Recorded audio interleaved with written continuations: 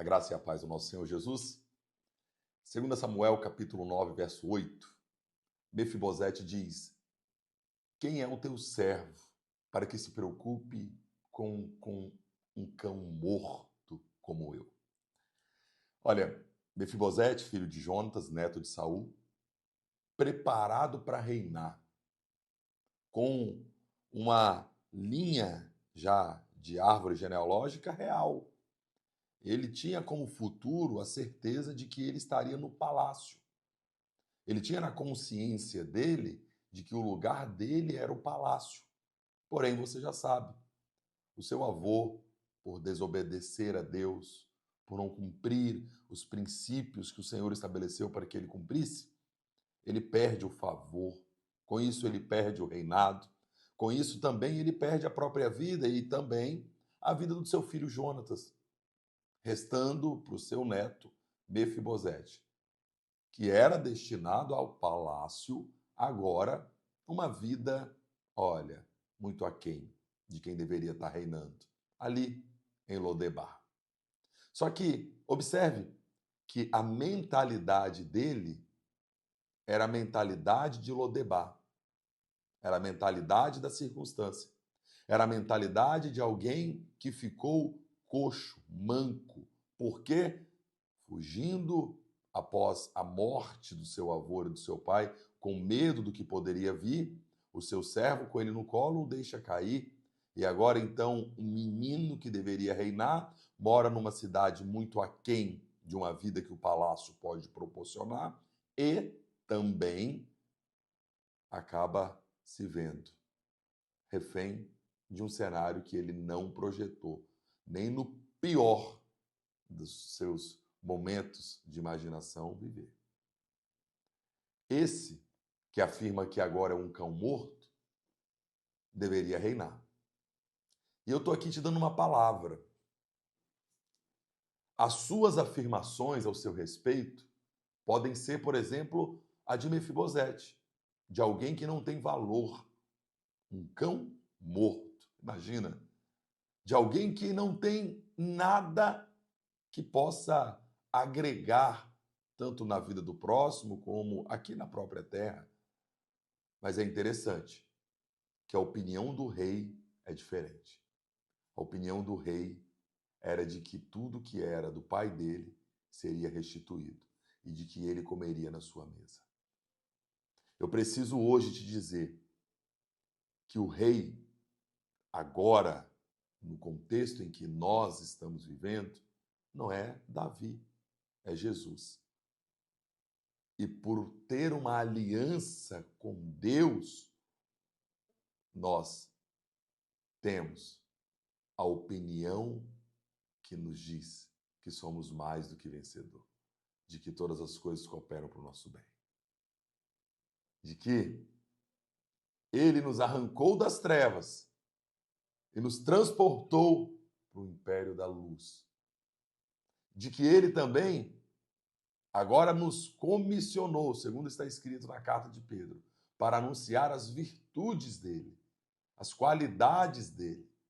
E eu estou falando agora de Deus, que por amor a Jesus nos põe em uma realidade superior a que aceitamos viver, ou muitas vezes a que até dizemos ao nosso respeito, como Mefibosete dizia a respeito dele. Ele dizia o quê? Que ele era como um cão morto, prostrado diante de um rei. Olha, eu vou profetizar sobre a sua vida. Você não vai ficar prostrado diante de homem, você não vai ficar prostrado diante de circunstância, nem vai aceitar os rótulos que o diabo e que as circunstâncias colocaram sobre você. Sabe, o mundo pode dizer muitas coisas, o seu passado pode dizer muitas coisas, as circunstâncias podem dizer muitas coisas, mas Deus tem uma palavra, e uma palavra que faz toda a diferença na sua história. A palavra de Deus é: você é filho amado, você é filha amada. E Deus não está considerando o passado nem de Mefibosete para colocá-lo no palácio, na mesa do rei, de igual forma, nem o seu para te colocar no centro da vontade dele, vivendo as suas infinitas, indescritíveis e maravilhosas promessas. Aceita a palavra que chega ao seu coração. E eu estou aqui apenas como um instrumento para te dizer.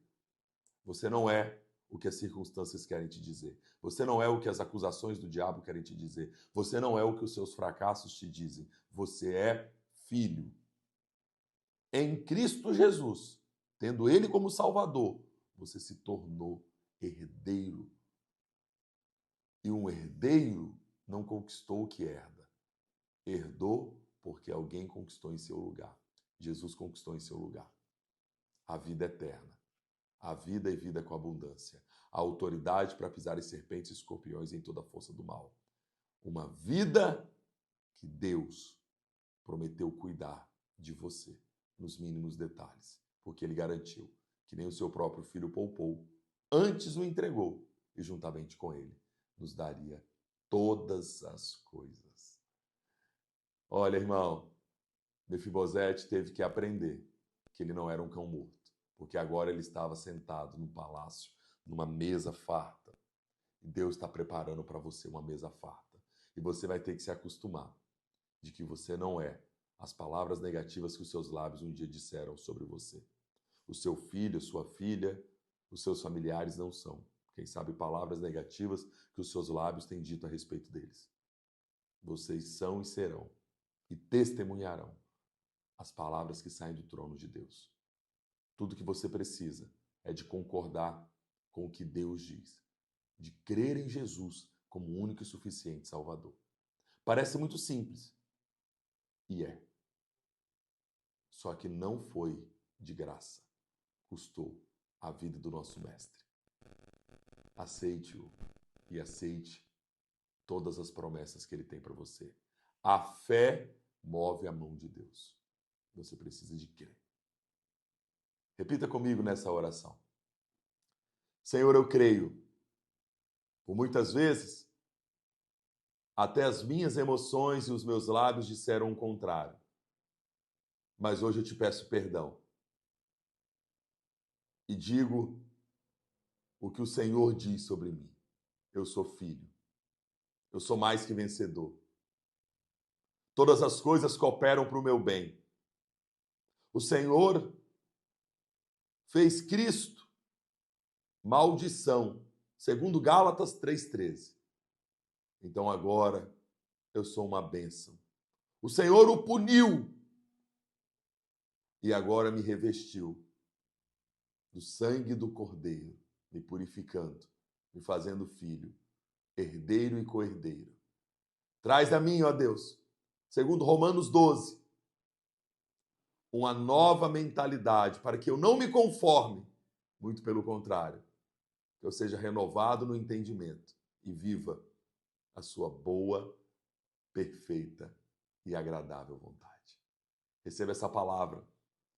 Seja tomado por um ânimo, por uma alegria que só o Senhor Espírito Santo pode te dar. Seja agora, enquanto eu estou ministrando, reativado. Você vai viver o que Deus prometeu. Você não vai viver o que os cenários querem dizer ao seu respeito, nem a respeito da sua casa. Fique na paz. Deus te abençoe. Seja cheio de Deus. Seja cheio da sua presença. Para a glória dele.